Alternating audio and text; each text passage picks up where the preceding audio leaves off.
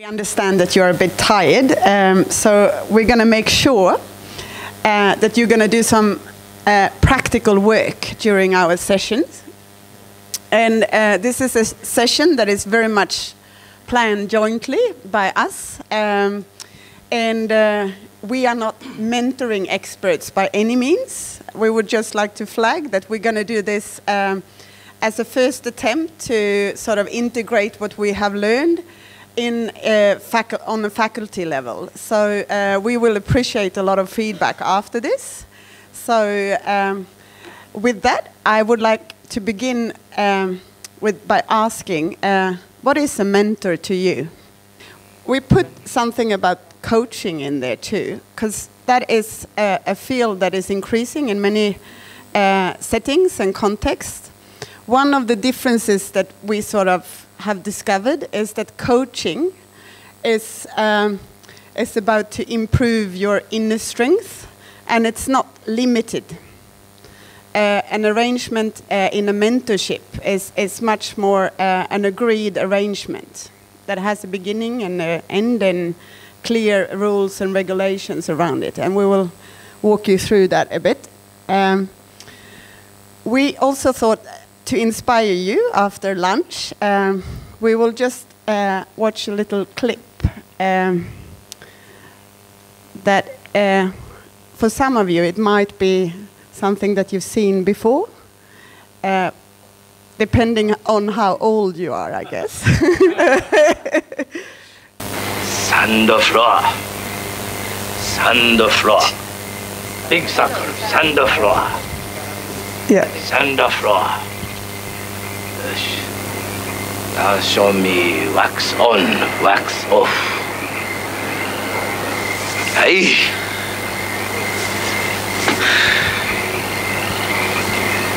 Wax on, wax off. Wax on, wax off. Hey, wax on, hot. Wax off. Hot. Concentrate. Look at my eye. Lock a hand. Thumb inside. Wax on, hot. Wax off, hot. Wax on, hot. Wax off, hot. Wax on. Wax off. Show me penta fence. Up, down. Up, down. Up, down. Other side. Look eye. Always look eye. Show me penthouse. Side, side. Lock wrist. Side, side. Side, side. Yes. Show me wax on, wax off.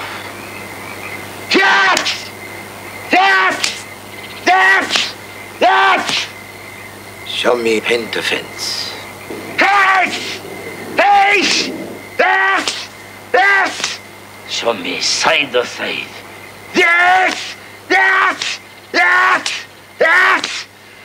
Show me sand floor.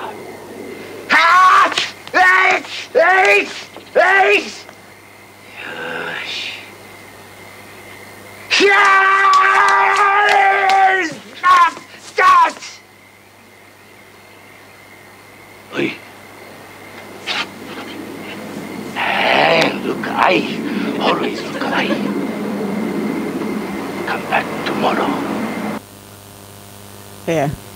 So there are a number of other clips of similar that walks you through different sort of etaps of mentoring.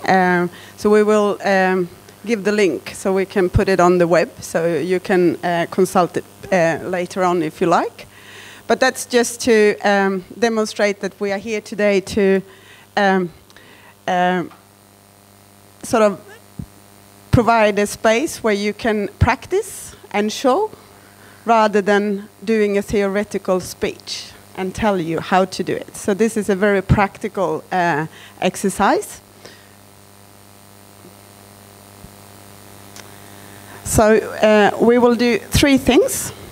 So the first one, back, objectives. The first one will be to identify blockers and enablers for creativity. That's the part that I will do. Then developing skills for mentoring. That's a joint venture between the two of us. And then my colleague will do the last session on providing constructive feedback. So, and we're going to do this in as safe environment as we can. So you decide how much you would like to share of yourself, with yourself, and we will try to bring or continue this positive spirit that we have developed over the last day or day and a half. Is it something you would like to add? No? No? All right. So let's talk about common blockers to creativity. And this is just to bring you a brief snapshot of common areas that we all may struggle with at different times of our life and at different levels. Fear of failure, allergy to ambiguity, touchiness, conformativity, resource myopia, and starved sensibility and rigidity. So, they are not only bad, they can also protect you at certain circumstances.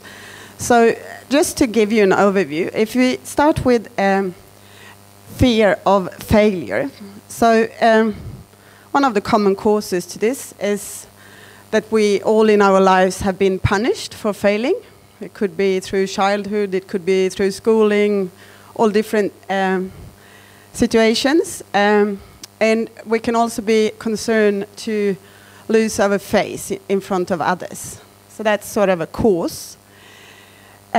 Symptoms that this can present is stick to safe options, avoid competitive situations, or take part where one is sure of winning. So for researchers who are dealing or engaging in research activities, they are also always risky because you don't know what they're going to present. So that's why that is the first one to sort of identify. Allergy to ambiguity, that's another one. It can come from that you've been spoon-fed throughout your childhood, supported, overprotected. You could have learned, for example, in schooling, a particular way of structured thinking. You can have a routinized life, like everything is done in the same way every day. And it can have an over-specialization in one particular area. And symptoms that this present is you look for alibis for failure.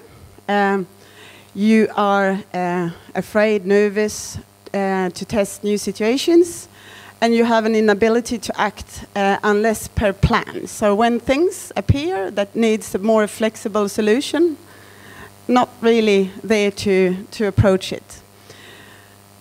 The usefulness of this approach could be that, in mild form, that you clear out the confusions and all the complexities that surrounds, and let you focus on one thing that can be more effective. However, it can avoid paths of intervention, discovery, and creation because you can't handle the messiness. And the world is messy and not always so clear. Yeah.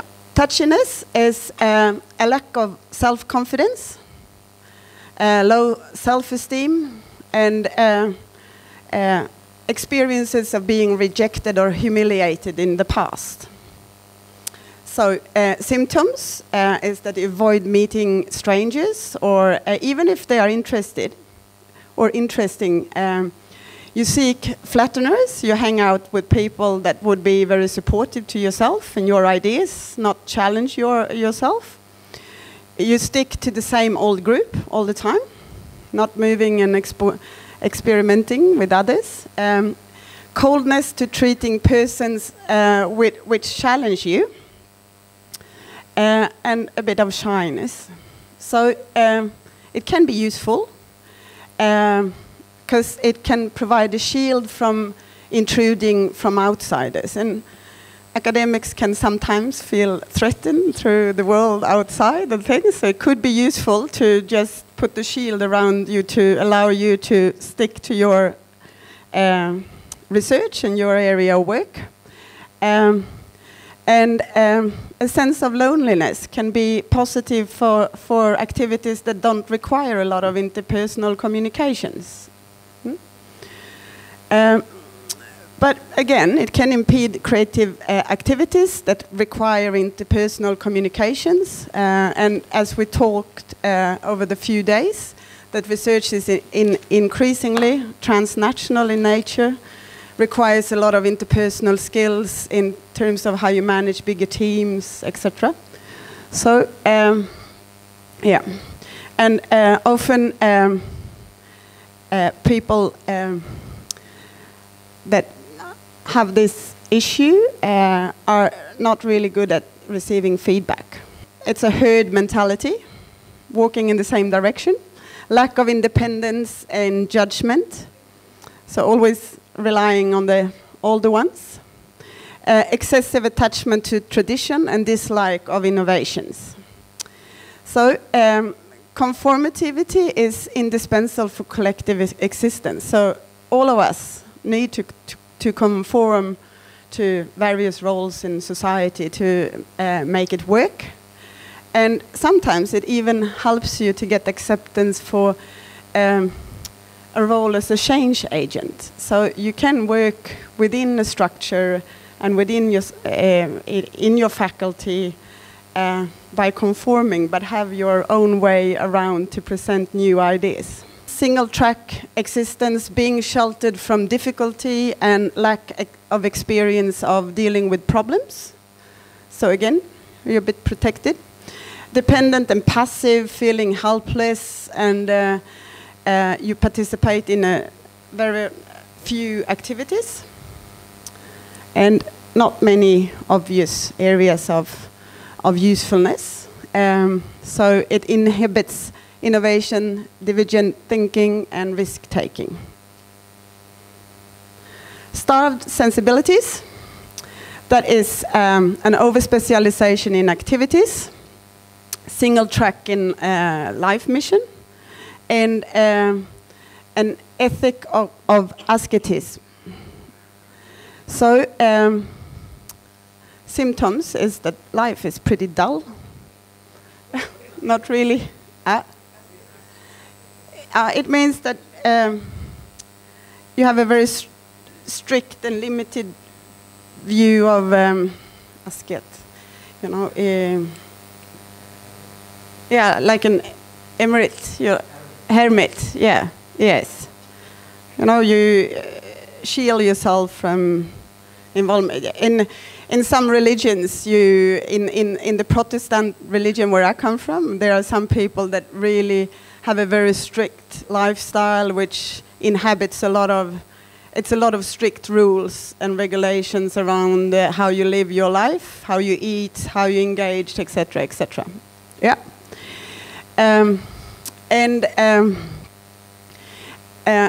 A symptom is an inability to feel or experience or imagine richly.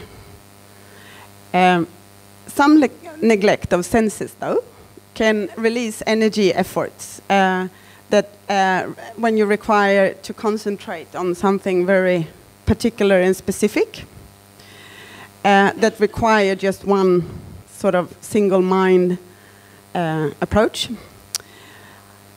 Though it reduces the supply of stimuli, and that may trigger different thinking, and it reduces curiosity and openness. Yeah? And then stereotyping. This is something myself is pretty good at times. So it causes its ignorance, a deep-seated anxiety or conflict of hostility. It's you stereotype people or environments or put things in boxes.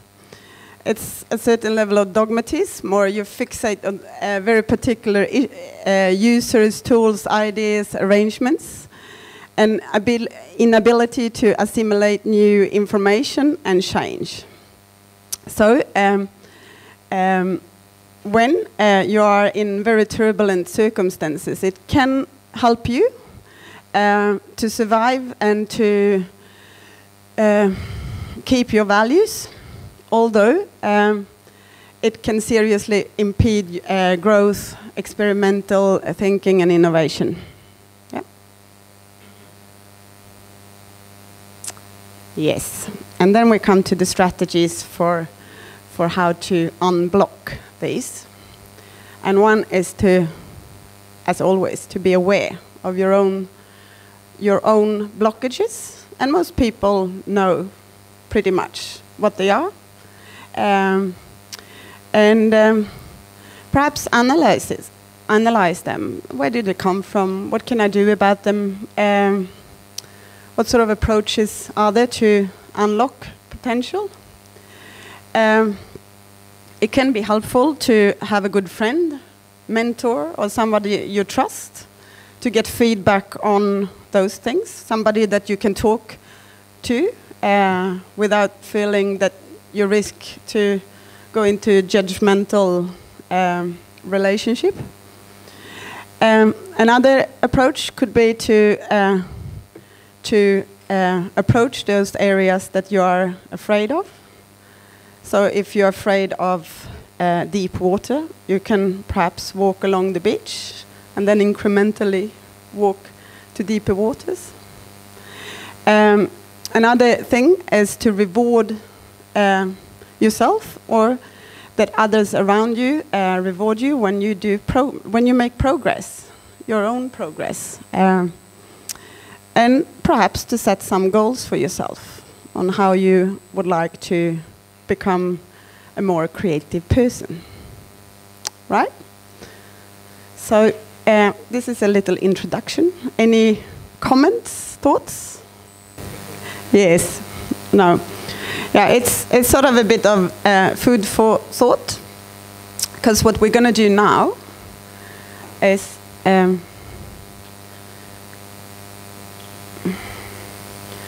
to do a little practical exercise. So the first thing you're going to do is to sit around these tables.